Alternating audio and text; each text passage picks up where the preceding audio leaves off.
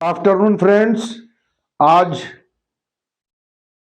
हमने यहाँ पर 5 सेंटेंस लिखा हुआ है आपको सिर्फ यह बताने के लिए कि यदि आपको हिंदी समझ में आ गई इनकी तो आप 100% इनमें जो त्रुटियां हैं वो आप पकड़ लोगे। इसलिए कि now it is what is happening that most of the competitive examinations जो अंग्रेजी में सवाल पूछे जा रहे हैं वो कॉन्सेप्ट पे आधारित है रादर देन कि रूल पे आधारित। सिर्फ ये नहीं है कि एक ट्रिक है और ट्रिक के आधार पे आप उसमें एरर पकड़ लोगे। आप कॉन्सेप्ट समझोगे तो आपको समझ में आएगा। देखिए, पहला हमने क्वेश्चन यहाँ पे लिखा है कि Mohan is one of those students who always comes late और कम लेट। इसका अर्थ ये हुआ मोहन उन छात्रों में से एक है जो हमेशा देर से आते हैं। अब आप खुद समझिए कि क्या यह सेंटेंस सही है हिंदी में। अगर हम हिंदी में लिखे तो कहेंगे कि मोहन उन छात्रों में से एक है जो हमेशा देर से आते हैं या आता है। ये अगर हमको समझ में आ जाए तो सबसे पहले आप फाइंड आउट कीजिए कि ये हु किसके लिए यूज हुआ है और हु क्या है। हु है यहाँ पर रिलेटिव प्रोनाउन, और रिलेटिव प्रोनाउन का मतलब होता है कि रिलेशन बताए। ये रिलेशन आप खुद बताइए इसमें कि ये मोहन के लिए यूज हुआ है या दो स्टूडेंट के लिए यूज हुआ है। अगर ये आपको समझ में आ जाए तो सेंटेंस आप सही कर लोगे। यहां पर ये हु जो यूज हुआ है, आप कह रहे हो मोहन उन छात्रों में से है, तो वो छात्र लेट आते हैं कि मोहन सिर्फ लेट आता है, यानी वो भी लेट आते हैं। तो ये हु जो है रिलेटिव प्रोनाउन है और इसका प्रयोग हमने किया है दो स्टूडेंट्स के लिए। तो आने वाला जो वर्ब होगा वो भी किसके अनुसार होगा, उस रिलेटिव प्रोनाउन जिसके लिए आया उसके अनुसार होगा। इसलिए ना कि मोहन के अनुसार होगा। मोहन सिंगुलर है इसलिए कम्स नहीं होगा, यहां होगा। ये एरर है और ये सही है। तो सिर्फ यहां कॉन्सेप्ट की जरूरत है समझने की कि हिंदी में भी अगर आप कहते हो भाई मोहन तो ऐसा लड़का है ना वो सारे लोगों की तरह हमेशा लेट आता है, आप हिंदी में यही कहते हो, मैं आपको गारंटी देता हूं, और जिसकी वजह से आप इंग्लिश में आपको लगेगा कि बिल्कुल सही है। या आप अक्सर कहते हो मैं उन लोगों में से नहीं हूं जो किसी की बातों में विश्वास कर लेते हैं। तो जब हिंदी गलत होगा तो इंग्लिश गलत होगा। दूसरा क्वेश्चन देखिए, the doctor advise the patient to stop smoking therefore he stopped to smoke. अब आप कहोगे कि सर आपने हमको रिलेटिव प्रोनाउन पढ़ाया नहीं और फिर भी आप क्वेश्चन पूछ रहे हो। मेरा उद्देश्य सिर्फ इसलिए यहां पे यही है कि मैं आपको बताना चाहता हूं कि अगर आपको हिंदी समझ में आ गई एग्जैक्ट, हिंदी से आप इंग्लिश ट्रांसलेशन जब करते हो तो भाव का ट्रांसलेशन होता है, ना कि शब्दों का रूपांतरण होता है। इसलिए कि यदि शब्दों का अक्षर शह और शब्द शह रूपांतरण होता तो आप कहते आम आदमी को मैंगो पीपल, जबकि हम मैंगो पीपल नहीं कहते, हम कहते हैं कॉमन पीपल। इसलिए कि हम शब्दशः नहीं करते, हम भाव का ट्रांसलेशन करते हैं। ऐसे ही आप देखिए, the doctor advise the patient to stop smoking therefore he stop to smoke. अर्थ हिंदी में अगर हम आपसे पूछे तो आप कहोगे कि इसमें तो कोई एरर नहीं है, डॉक्टर ने पेशेंट को एडवाइज किया कि आप स्मोकिंग छोड़ दो और उसने जो है स्मोकिंग छोड़ दी, तो इसमें एरर क्या हुआ हिंदी में हमने अगर ट्रांसलेट कर दिया तो। लेकिन नहीं, इंग्लिश में आपको पता होगा टू प्लस वर्ब का फर्स्ट फॉर्म ये हम बोलते हैं इन्फिनेटिव। हम जब इन्फिनेटिव पढ़ेंगे तब पढ़ेंगे, लेकिन इसका यहां पर अर्थ ये समझ लीजिए कि जब भी इन्फिनेटिव का प्रयोग होता है तो कई सारे प्रयोगों में से एक प्रयोग होता है कि किस उद्देश्य से। जैसे हम पूछे why did you go there, I went there to buy book. यहां पे क्यों आते हो आप, I come here to study, यानी इसलिए आते हैं। तो वहां पर जो डॉक्टर बोल रहा है, डॉक्टर ने पेशेंट को कहा कि स्मोकिंग छोड़ दो, इसलिए वो वहां पर स्मोकिंग करने के लिए रुका, स्टॉप्ड टू स्मोक। रुका किसके लिए, स्मोक करने के लिए, जबकि यहां पे होना चाहिए स्टॉप्ड स्मोकिंग। तब होगा कि उसने स्मोकिंग छोड़ दिया। तो यहां पे ये सही होगा और ये गलत होगा। ये आपके सेंटेंस के समझ पर आधारित है। इसी तरह having found guilty of theft the जज sentenced him 5 years rigorous imprisonment. अब आप कहोगे कि सही तो कोई गलत तो है नहीं, having found guilty of theft the जज sentenced him 5 years rigorous imprisonment. अर्थ ये हुआ अगर हिंदी आप जो समझते हो, मुझे पूरा पता है, इसलिए कि कई सालों से मैं पढ़ा रहा हूं, और जब भी मैं 200-300 लड़कों के बीच में भी जब ये क्वेश्चन को पूछता हूं तो सारे लड़के कहते हैं बिल्कुल सही है सर, कोई गलती नहीं है। तो मैं मानता हूं कि आपको भी ऐसा ही लगता होगा कि ये सही है, जबकि ये सही नहीं है, सिर्फ इसलिए कि आप समझो। मैं पहले हिंदी में अर्थ बताता हूं। हैविंग फाउंड का मतलब होता है पाने के बाद। किसको? गिल्टी ऑफ थेफ्ट, यानी चोरी का अपराधी को पाने पर, चोरी के अपराधी को पाने पर जज ने उसे 5 साल का सश्रम कारावास दे दिया। अब हिंदी में फिर से एक बार मैं उसी वाक्य के अर्थ को इसके अर्थ को बताता हूं कि चोरी के अपराधी को पाने पर जज ने उसे 5 साल का सश्रम कारावास दे दिया। क्या यह वाक्य हिंदी में सही है? आप कहोगे हाँ, कोई दिक्कत नहीं है पाने पर, लेकिन सच में देखिए हिंदी में इसका अर्थ यह हुआ कि जज जैसे उसे खोज रहा था और पा गया, जबकि जज थोड़ी जैसे ढूंढ रहा है, हाँ ये आ गया, पकड़ो इसको, अब तुम्हारा 5 साल का कारावास। इससे यह अर्थ निकलता है, जबकि अर्थ आप खुद सोचो क्या होना चाहिए कि चोरी का अपराधी पाए जाने पर, चोरी का अपराधी पाए जाने पर जज ने उसे 5 साल का सश्रम कारावास दे दिया। इसलिए यहां होना चाहिए हैविंग बीन। अब ये जब लगाया आपने तो ये सेंटेंस सही हो गया, नहीं तो ये सही नहीं हो सकता है। क्या आप खुद सोचो, कभी आप बीन लगा देते? यहां पे नहीं लगाते, क्योंकि आपको पता है कि ये एकदम सही सेंटेंस है। तो मैं आपको बता रहा हूं एक एक चीज, ये सारी चीज क्लियर करूंगा। आज मेरा सिर्फ उद्देश्य यही है कि आपको जानकारी करा सकूं कि जो एरर कॉन्सेप्ट पे आधारित होते हैं उनको आपको समझना पड़ेगा कि किस सेंस में कहां यूज हुए हैं, और कितनी बार आपको लगता है ये सेंटेंस सही और वो होता गलत है। जहां तक किसी और ट्रिक की जरूरत है कि आर्टिकल की यहां पे लगेगा या नहीं लगेगा, वो अलग बात है, लेकिन मैक्सिमम जो टेंस पे आधारित सेंटेंस होते हैं, कॉन्सेप्ट पे आधारित होते हैं, वो इन जगहों से आते हैं। एक सेंटेंस इधर से लेते हैं, देखिए, the man who is sitting in the corner lived here for more than a decade but he has never troubled anyone. अर्थ क्या हुआ? The man who is sitting in the corner, जो आदमी कोने में बैठा है, lived here for more than a decade, decade मतलब होता है दशक, 10 साल तक, वह यहां 10 साल से ज्यादा रहा, मोर देन अ डेकेड, एक दशक से ज्यादा रहा, but he has never troubled anyone, लेकिन उसने कभी किसी के लिए कोई परेशानी नहीं किया, किसी को परेशान नहीं किया है। ध्यान से समझो आप, फिर से मैं बोल रहा हूं, जो व्यक्ति कोने में बैठा है वह यहां एक दशक से ज्यादा रहा, लेकिन उसने कभी किसी के लिए, किसी को परेशान नहीं किया है। यहां ट्रबल्ड वर्ब है, नेवर हैज ट्रबल्ड इन। अब आप सोचो कि इसमें एरर क्या होगा, गलती कहां है? गलती सिर्फ यह है कि आप पहले सेंटेंस के कॉन्सेप्ट को समझो। यह कह रहा है जो व्यक्ति कोने में बैठा है वह यहां एक दशक से ज्यादा रहा, और रहा का मतलब यहां पर हमने लिखा है लिव्ड, आप ध्यान से देखिए, एक दशक से ज्यादा रहा, लेकिन उसने किसी को परेशान नहीं किया है, और किया है यहां पर हमने किया हैज, इसका अर्थ है कि वो अभी भी रह रहा है।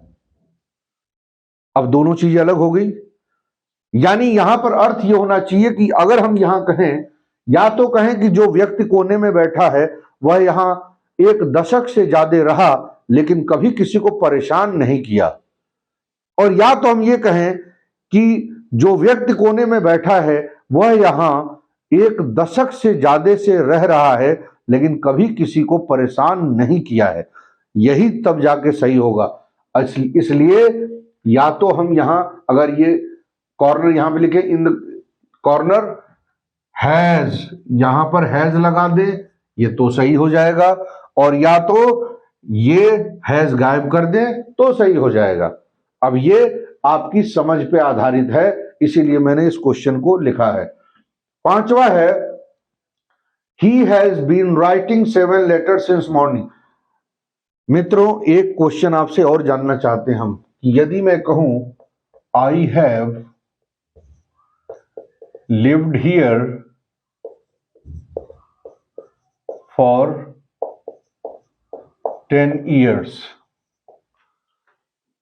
मैं यदि कहूं कि मैं यहां पर, ये आपको देखने के लिए आपको बता दूं, इसको अगर आप देखिए, यहां मैं लिखता हूं कि आई have lived here for 10 years, मैं 10 साल से रह रहा हूं। और अगर मैं कहूं I have been living here for 10 years, आपसे अगर मैं कहूं क्या इन दोनों वाक्यों में कोई अंतर है?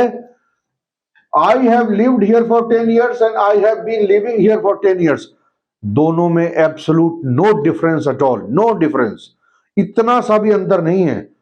यहां भी आप कह रहे हो कि मैं 10 साल से रह रहा हूं और यहां भी आप कह रहे हो कि 10 साल से रह रहा हूं। अब आप सोचो, जब दोनों ही सेंटेंस अगर एक ही बात कह रहे हैं तो दो टेंस क्यों?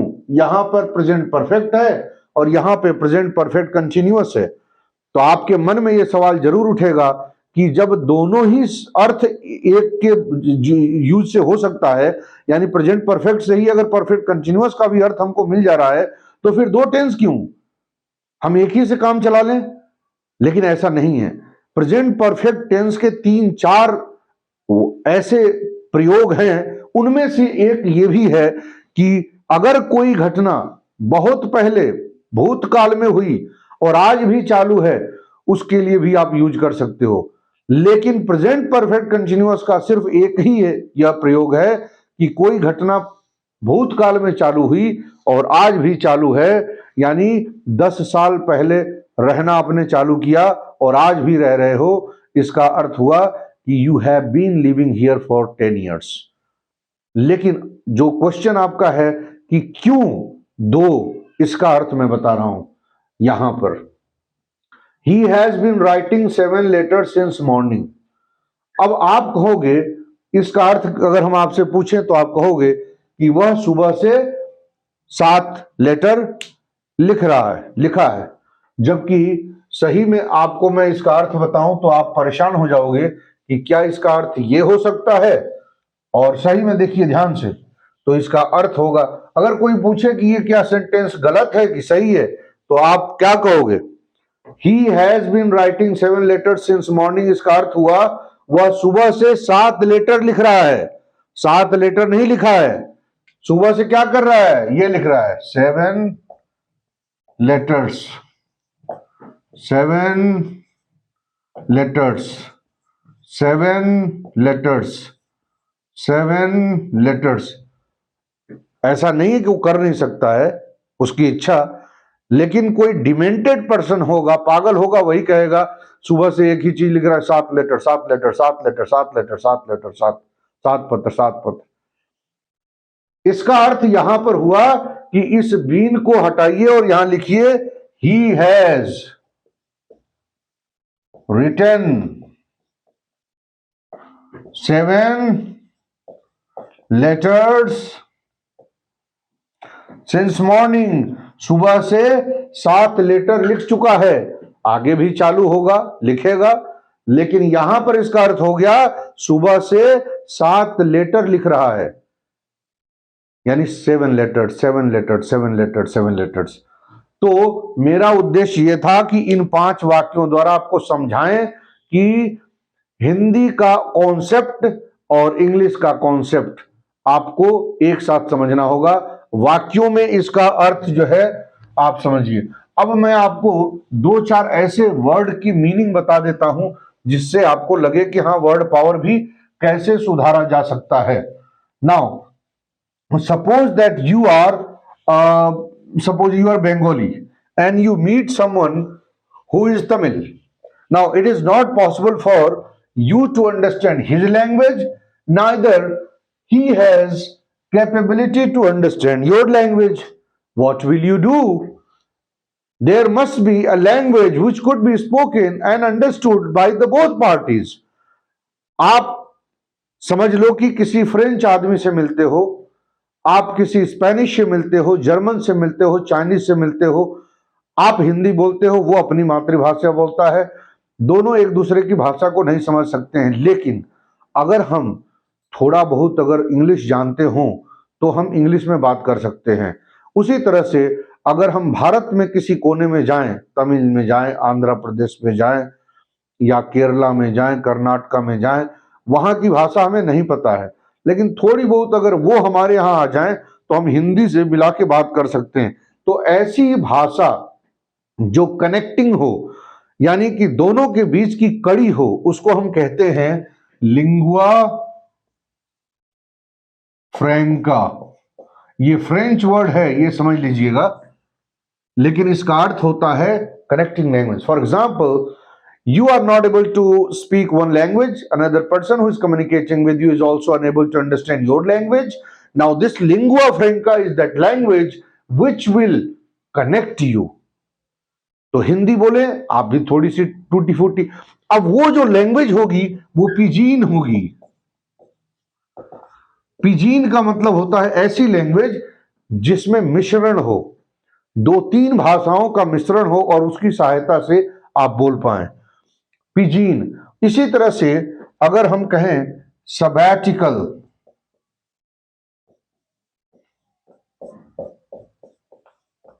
सबैटिकल का अर्थ होता है, सपोज दैट आपने एग्जाम दिया, आप फाइनली सेलेक्ट हो गए, आपकी नौकरी लग गई, इसके बाद भी आपकी इच्छा हुई कि हम थोड़ा पढ़ाई करें, अब्रोड चले जाएं या और भी एजुकेशन को आगे बढ़ाएं।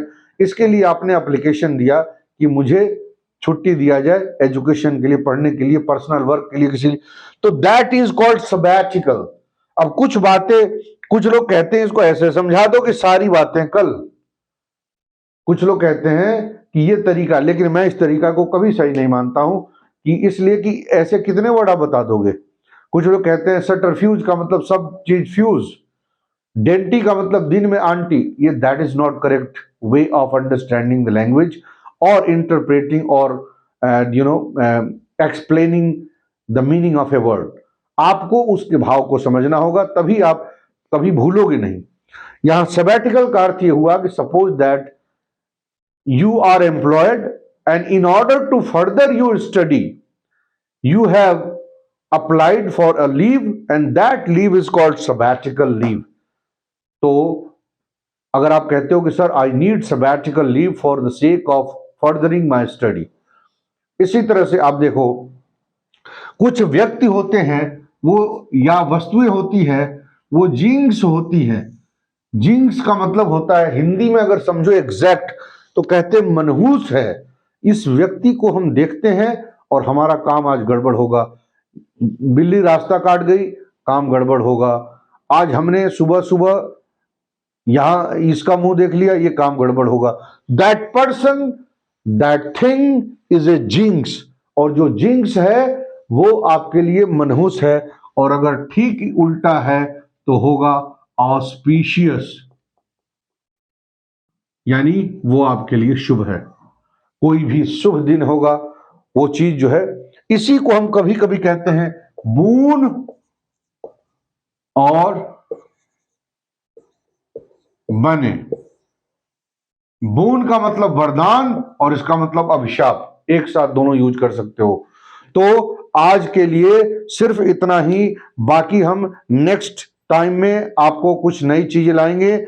आज हम सिर्फ इतना बताना चाहते थे कि आप अगर सेंटेंस को एग्जैक्ट रूप में हिंदी में नहीं समझ पाते हो तो आपको एरर फाइंड आउट करने में परेशानी होगी।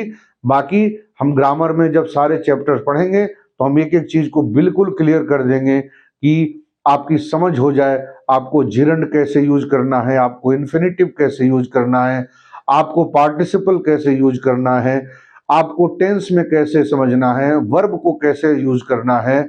और जब आपका कॉन्सेप्चुअल क्लैरिटी हो जाएगा तो ऑटोमेटिक आप सारे क्वेश्चन को डिटेक्ट भी कर पाएंगे, पैसेज पढ़ के समझ भी पाएंगे, उस पर आधारित जो क्वेश्चन होंगे उनको भी समझ पाएंगे, शब्दों के संदर्भ सहित अर्थ को समझ पाएंगे। तो आज के लिए इतना ही। Thank you very much.